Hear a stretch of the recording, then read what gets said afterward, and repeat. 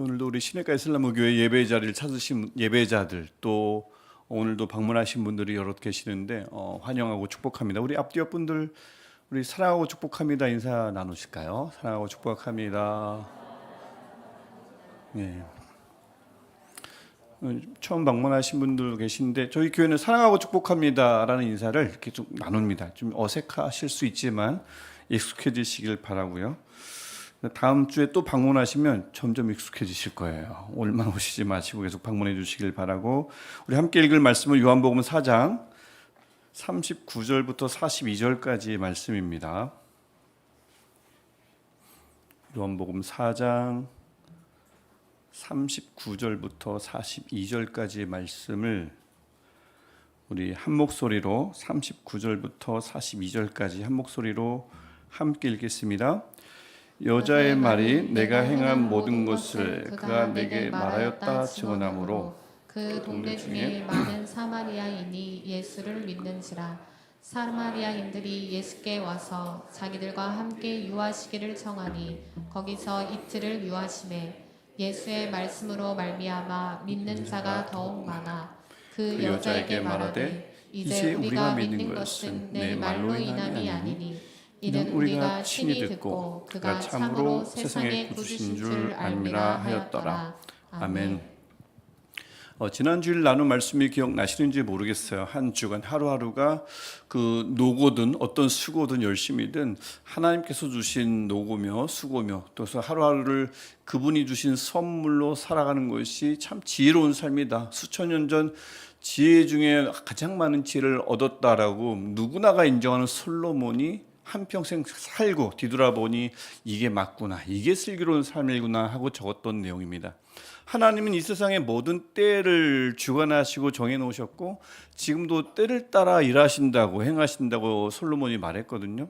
물론 뭐 하나님의 때라는 것, 이거 굳이 믿지 않아도 이 땅에서 사는데 주변을 보십시오. 무슨 문제가 있어요? 하나님의 때라는 거 전혀 몰라도 사는 데는 아무 지장이 없습니다. 주님이 없어도 풍성하게 뭐 잘 떵떵거리며 사는 사람들 많고요. 덜 수고하고 그런데 더 많은 유익을 누리기도 해요. 그러면 무슨 주님의 때가 무슨 상관이 있어요? 운이 좋았네라고 하면 그만이죠.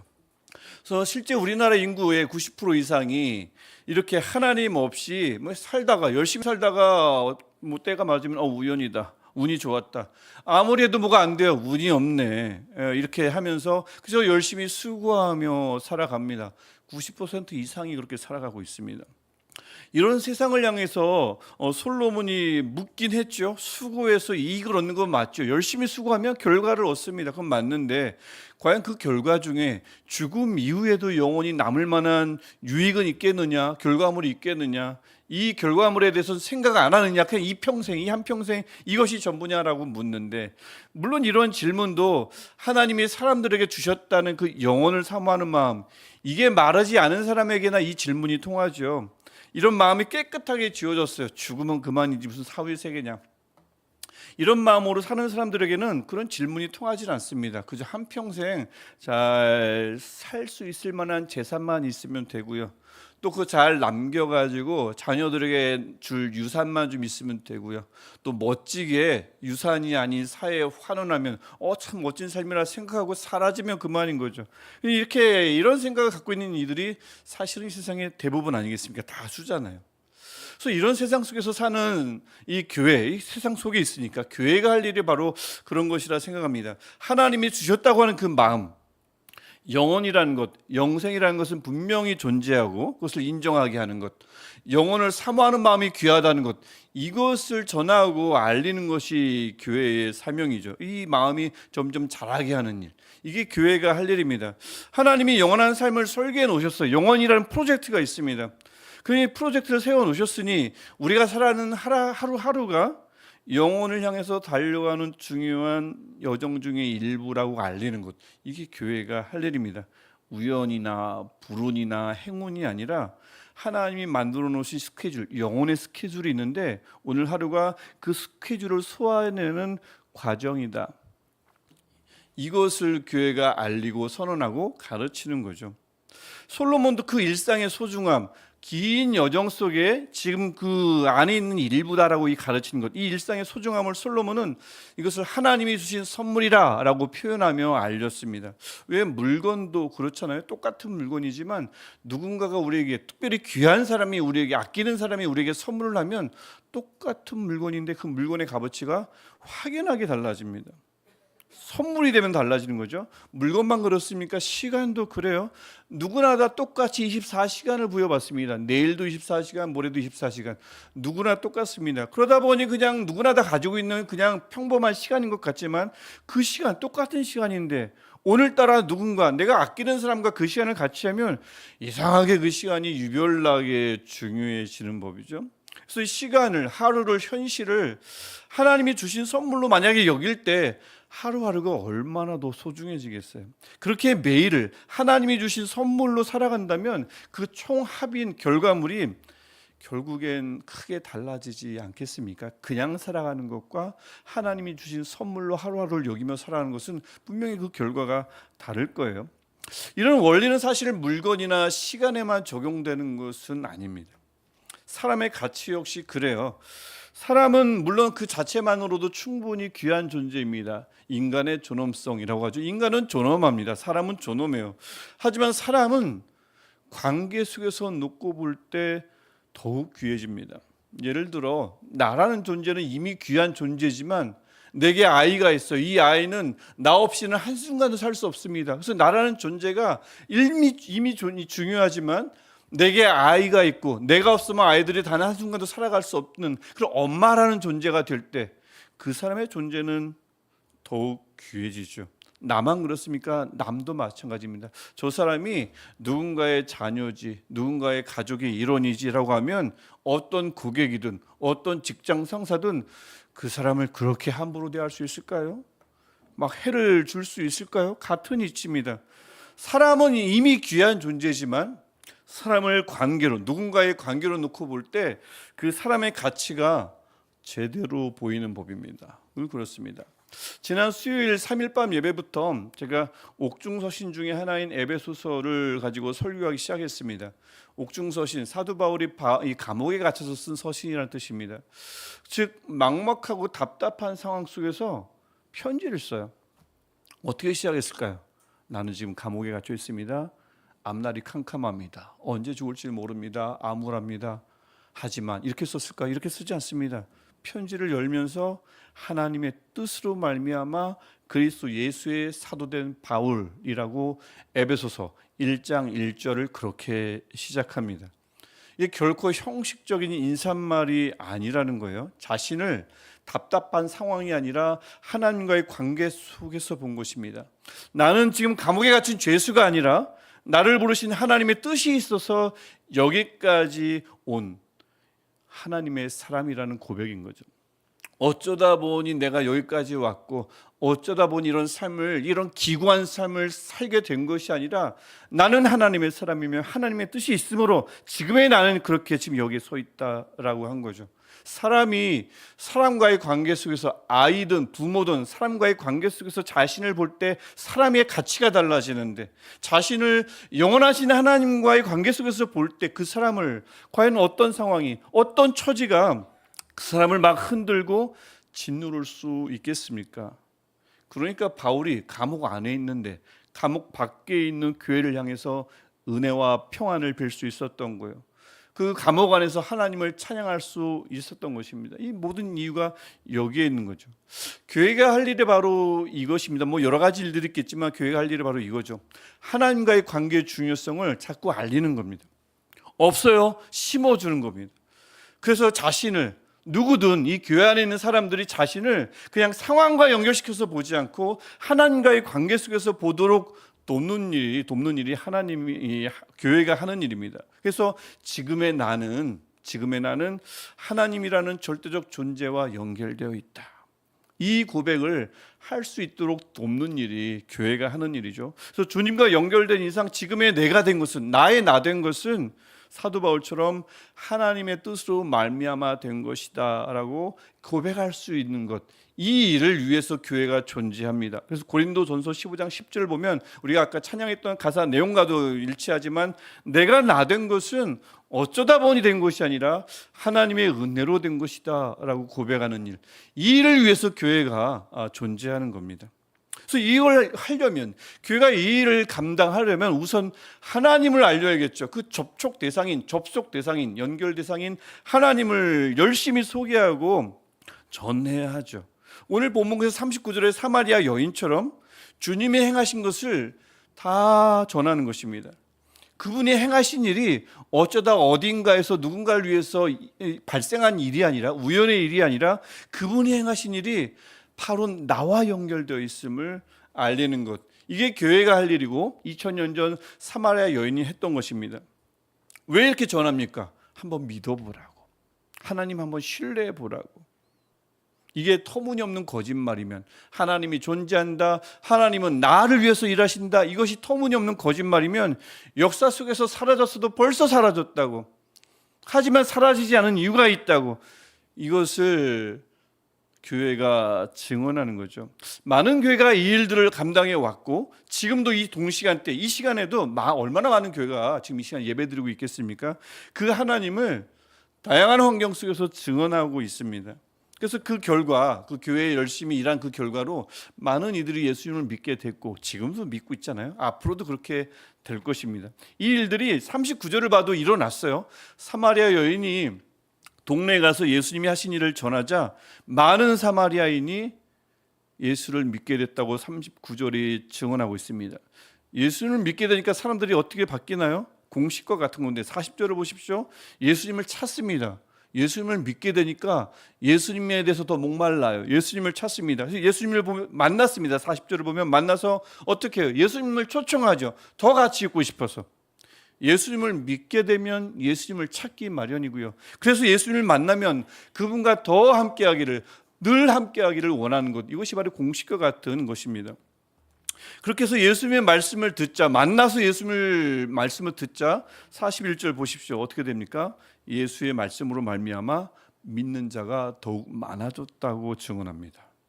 일명 엄청난 부흥이 사마리아의 한 동네에 일어난 거예요. 한 여인의 말을 통해서 이렇게까지 커진 겁니다.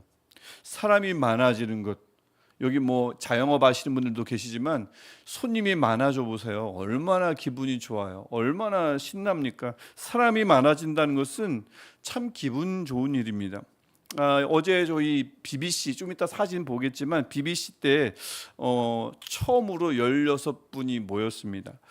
시작한 일에 작년 한 초부터 중반부터 시작했나요? 그때 시작한 일에 가장 많이 모였어요. 어제 16명이 모였는데 그냥 저는 그게 그렇게 좋더라고요. 너무 좋은 거예요. 근데 잘 안 맞아요. 당구는 잘 안 되는데 제가 계속 졌어요. 계속 꼴찌, 중간도 아니고 그냥 계속 졌어요. 근데 요즘 이 시간 왜 이렇게 안 맞는지 모르겠어요. 제가 잘 치렀는데 원래. 근데 플레이는 잘 안 되는데 기분이 좋은 거예요. 많이 오시니까 그렇게 좋더라고요. 그래서 9월에도 이렇게 한 달에 한 번씩 모이거든요. 처음 오시는 분들은 무슨 얘기인가 하시겠는데 당구 모임입니다. 그래서 당구예요. 그래서 당구 모임인데 한 달에 한 번씩 모입니다. 그래서 9월에도 더 많이 오셨으면 좋겠다는 마음이 간절하다고 하더라고요. 그러니까 이 더 많이 모인다는 것은 늘 기분 좋은 일이고 기쁜 일이잖아요. 그러니까 오늘 본문도 사실 41절로 끝났으면 충분히 해피엔딩이라 볼 수 있는 본문입니다. 41절, 예수의 말씀으로 말미암아 믿는 자가 더욱 많아지니라. 이렇게 끝났으면 얼마나 멋져요. 사도행전 9장 31절도 보면 1장부터 시작한 이 교회가 설듯 말듯 하다가 교회가 막 커지면서 9장까지 진행이 됩니다. 그래서 9장 그것을 전체 그 대소사를 마무리하는 구절이 9장 31절인데 저렇게 끝나요. 수가 더 많아지니라. 멋지게 끝나죠. 사람이 더욱 많아졌습니다. 더욱 많아질 거니까 얼마나 기대가 되고 소망이 돼요. 이렇게 끝나도 돼요. 해피엔딩입니다. 그런데요, 요한복음 4장은 1절부터 사마리아 여인과의 만남의 이야기가 굉장히 길게 진행되는데 주님은 이 이야기를 41절에서 끝나지 않고 42절로 끝내시길 원하신다는 겁니다.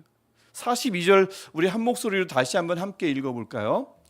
그 여자에게 말하되 이제 우리가 믿는 것은 네 말로 말로 인함이 인함이 아니니 아니니 이는 우리가 친히 듣고 그가 참으로 세상의 구주신 줄 알미라 하였더라. 아멘.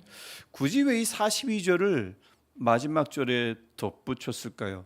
요한복음은 하나의 기사마다 두세 절로 구성된 기사가 없어요. 요한복음은 아주 크게 아주 자세하게 적습니다. 한 사건이 일어나면 그것을 아주 상세하게 적습니다. 그리고 그 초점을 중간 어디다 두지 않고 제일 마지막에 두거든요. 나중에 찾아보시면 그래요. 물로 포도주를 만든 기적 놀랍죠. 물이 어떻게 포도주가 됩니까? 하지만 그것이 중간에 있는 내용이지만 정말 중요한 건 제일 마지막에 있거든요. 요한복음의 특징입니다. 오늘도 마찬가지예요. 굳이 왜 42절을 덧붙였을까요? 41절만 돼도 해피엔딩인데, 특히 42절에 이제 우리가 믿는 것은 내 말로 인함이 아니니, 이 말을 여인이 들었잖아요. 여인에게 말한 거거든요. 이 말을 여인이 들었으면 기분 나쁠 수도 있겠다 싶은데 왜 이 말씀을 마지막으로 적고 이 큰 기사를 42절로 마무리하려 하셨는가라는 거죠.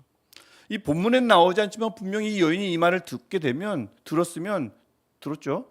기분이 좀 상했을 것 같아요.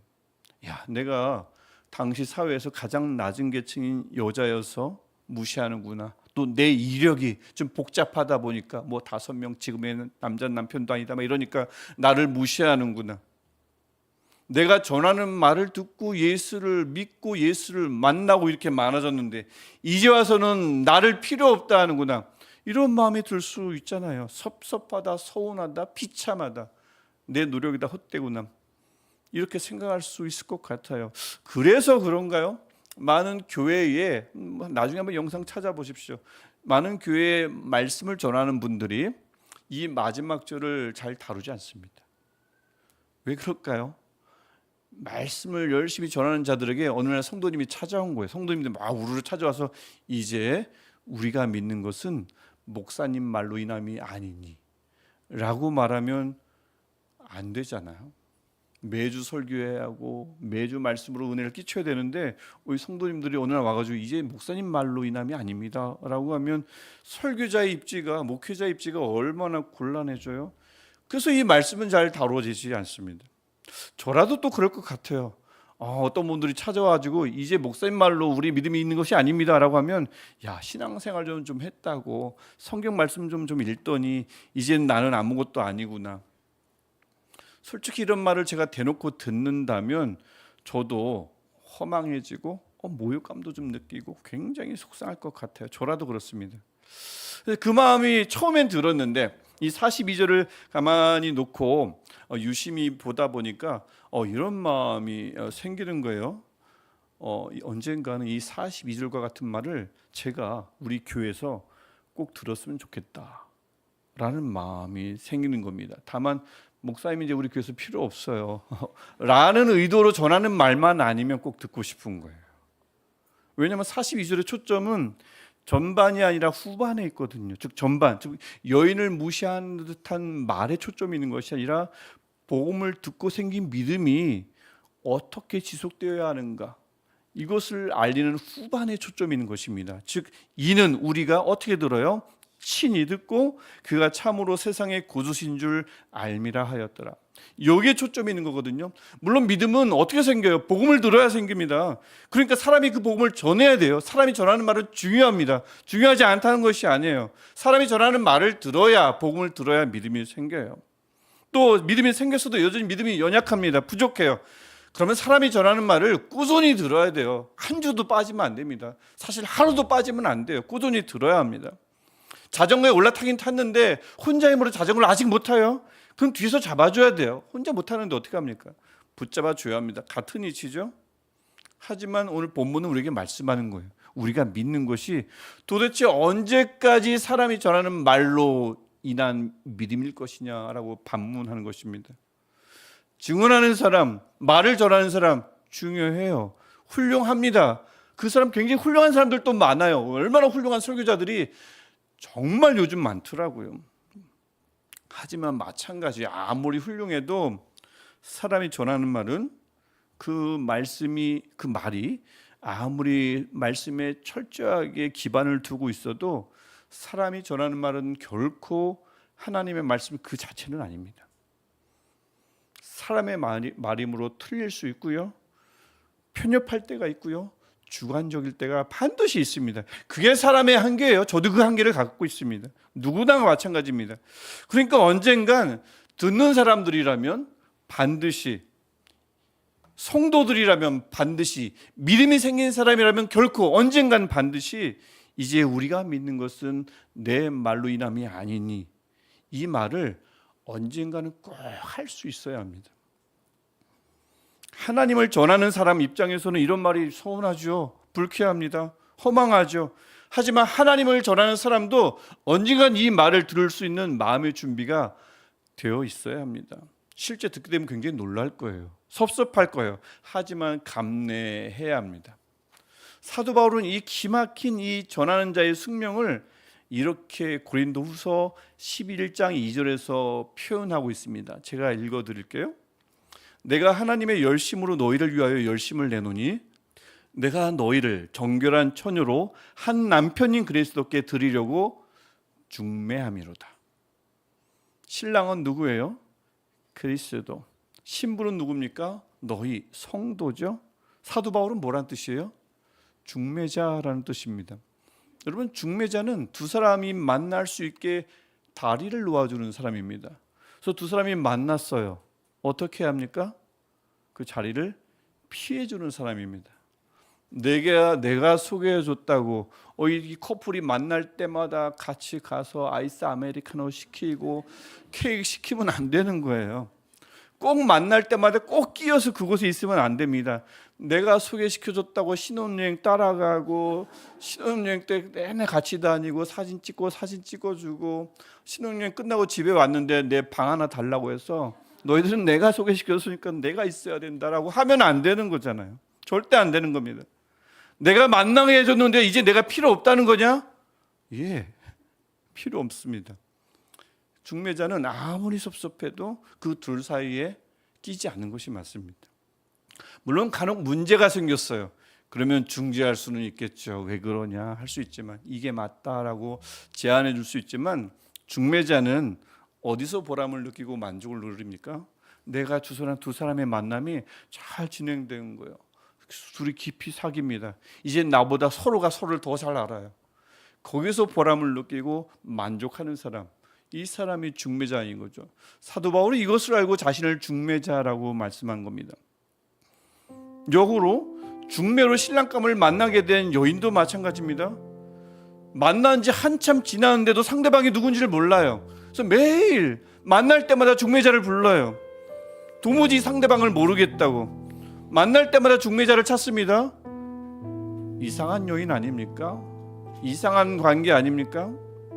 만나게 해줬으면 이제는 둘이 만나야죠. 직접 만나서 직접 사귀고 직접 알아가야 되죠. 언제까지 중매자를 끼고 만나겠어요? 여러분, 그래서 오늘 본문이 41절로 끝나지 않고 42절로 끝난 것입니다. 중매를 통해 예수 그리스도를 만나고 믿음이 생기고 그 수가 많아지는 것, 정말 기쁜 일이에요. 우리 교회 안에도 이 일이 계속 일어나면 좋겠어요. 지금까지도 그랬지만 계속 일어나면 저도 좋겠습니다. 중요하거든요. 예수 만나고 믿음이 생기고 수가 많아지면 얼마나 좋아요. 저도 지금도 그걸 위해서 기도하고 있습니다. 하지만 오늘 본문이 말씀합니다. 더 중요한 것이 있다고. 41절이 아니라 42절이라고. 믿음이 생기고 나서가 중요하다고, 많아지고 나서가 중요하다고 오늘 본문이 우리에게 말씀하는 겁니다. 이제 우리가 믿는 것은 내 말로 인함이 아니니, 주를 전하는 중매자라면 어디서든 마찬가지, 교육부에서 전하든 구역에서 전하든 선교에서 전하든 주를 전하는 중매자라면 언제든 이 말을 들을 준비가 되어 있어야 합니다. 중매자는 중매자일 뿐 결코 신랑의 자리를 대신할 수 없기 때문에 그래요. 중매자면서 그들이 내가 아니면 주님을 만나지도 못하게 하고, 내가 아니면 주님을 사귀지도 못하게 하고, 내가 아니면 주님을 알 수 없는 관계로 만들어버린다면 그게 자신이 누군지를 완전히 까맣게 잊은 거죠. 중매자는 성도의 신앙이 주님과의 직접적인 교제 속에서 자라나는 것을 볼 때 기쁜 마음으로 한 걸음 물러날 수 있어야 합니다. 듣는 자, 주님의 신부들도 마찬가지예요. 목회자의 말, 기도해라, 말씀 봐라, 예배 때 모이자, 필요하죠. 설교 영상 유튜브 보십시오. 차고 넘칩니다. 간증, 기가 막힌 간증 얼마나 많아요. 소홀히 여기면 안 됩니다. 무시하면 안 됩니다. 들어야 돼요. 귀하게 여겨야 됩니다. 하지만 오늘 본문은 우리에게 말씀합니다. 거기에 머물지 말라고요. 중매자를 평생 붙잡고 사는 신부를 어찌 건강한 신부라 할 수 있겠어요? 그런 신부가 무슨 신부입니까? 신랑을 붙들어야지 왜 중매자를 붙듭니까? 누군가 들려주는 말에서 믿음을 시작합니다. 하지만 거기에 멈춰 서 있지 말고 내가 가지고 있는 성경을 펼치고 주님의 말씀을 읽기 시작하고 친히 음성을 듣고 그래서 자꾸 자라가야 합니다. 신앙적인 자립 말입니다. 이 자립을 내 신앙의 목표로 삼아야 해요. 언제까지 누군가가 들려주는 말이 없으면 기도하지 않고, 누군가 들려주지 않으면 하나님 앞에 엎드리지 않고, 누군가 들려주는 말이 아니면 성경을 펼치도 모르는 그 수준에 언제까지 머물겠어요? 그게 아닙니다. 그래서 우리 1부 때도 말씀드렸지만 성경 통독 광고가 또 이제 내년에 나오겠죠? 성경 통독 광고를 하면 신청하십시오. 벌떼같이. 말씀 묵상, 지금 우리 교회는 계속 생명의 삶이라는 그 말씀 묵상집으로 계속 말씀 묵상하고 있습니다. 말씀 묵상 멈추지 말고 열심히 해 나가야 합니다. 그래야 믿음이 생긴 것도 중요하지만 믿음이 지속되는 것은 바로 이것을 통해서 이루어지거든요. 주님의 말씀 위에 굳게 서는 일이 이렇게 해서 이루어지는 것입니다. 물론 여전히 저는 사도 바울처럼 하나님의 열심으로 열심히 하나님을 전하고 중매할 것입니다. 여러분 알아서 하세요. 저 이제 그만, 이게 아닙니다. 열심히 할 겁니다. 그래서 저도 원하는 게 있어요. 제가 전하는 말을 통해서 여러분 안에 영혼을 사모하는 마음이 다시 좀 살아나고요, 더 깊어지고요, 하나님이 하신 일을 성경을 통해서 보면서 이게 나를 위해서 하신 일이구나, 이게 더 깊게 믿겨지고요, 나를 날마다 상황에 묶여서 나를 봤는데 그게 아니라 나 자신을 하나님의 관계 속에서 보는 일, 이런 일들이 제가 전한 말을 통해서 자꾸 생기면 좋겠어요.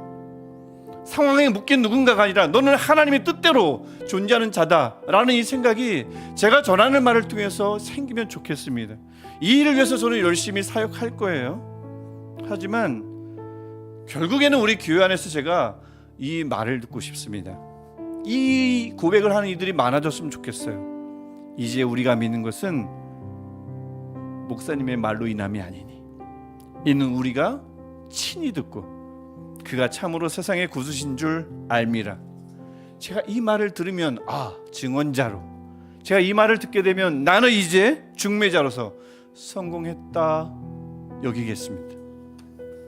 그래서 바라기는 하루라도 빨리 누군가 들려주는 말을 넘어서서, 누군가 이거 해라 저거 해라 라는 이런 강요의 말을 넘어서서 내가 성경을 펼치고 내가 하나님의 음성을 직접 듣고 내가 아버지 앞에 무릎 꿇고 그 하나님의 뜻을 발견하고, 이러한 신앙적인 자립의 날이 우리 모두에게 속히 시작되고 이 날이 계속 지속되기를 간절히 소망합니다. 그래서 중매자의 말이 아니라 주님의 말씀을 날마다 친히 듣게 되고, 중매자가 아니라 신랑 되신 주님과의 사귐이 더 깊어지기를 축복합니다. 더 깊어지니 여러분 한 주간 동안 어떤 삶 속에 계실 거예요? 어떤 상황 속에 있을 겁니까? 어떤 직장 상사의 부하 직원입니까? 어떤 괴팍한 사람의 지인입니까? 어려운 상황 속에서 날마다 버둥거리고 계십니까? 그럼에도 불구하고 여러분을, 상황 속에서 여러분을 보지 않고 하나님과의 관계 속에서 여러분을 보는 축복이, 내가 지금 사귀고 있는 나의 신랑 그리스도의 관계 속에서 여러분 자신을 보는 귀한 축복이 있기를 주님의 이름으로 다시 한번 축복합니다. 같이 이 마음 가지고 다시 우리 할렐루야를 기도하실 텐데, 주님, 우리를 하나님의 주님의 신부로 삼아 주시니 감사합니다. 그 주님과 날마다 사귀게 하시고, 처음에는 전하는 사람의 말이 필요했지만 주님 앞에 직접 엎드리게 하시고 주님의 말씀을 친히 듣는, 그래서 주님과의 사귐이 점점 깊어지는 우리가 되게 하옵소서. 그래서 어떤 상황이 있든 나는 이 상황에 갇힌 자다가 아니라 나는 주님의 뜻으로 말미암아 존재하는, 나의 나 된 것은 하나님의 은혜로 된 것이다 라고 고백하는 우리가 될 수 있게 해달라고 우리 할렐루야로 우리 같이 함께 기도하겠습니다. 할렐루야. 하나님을 찬양하며 이 예배를 위해서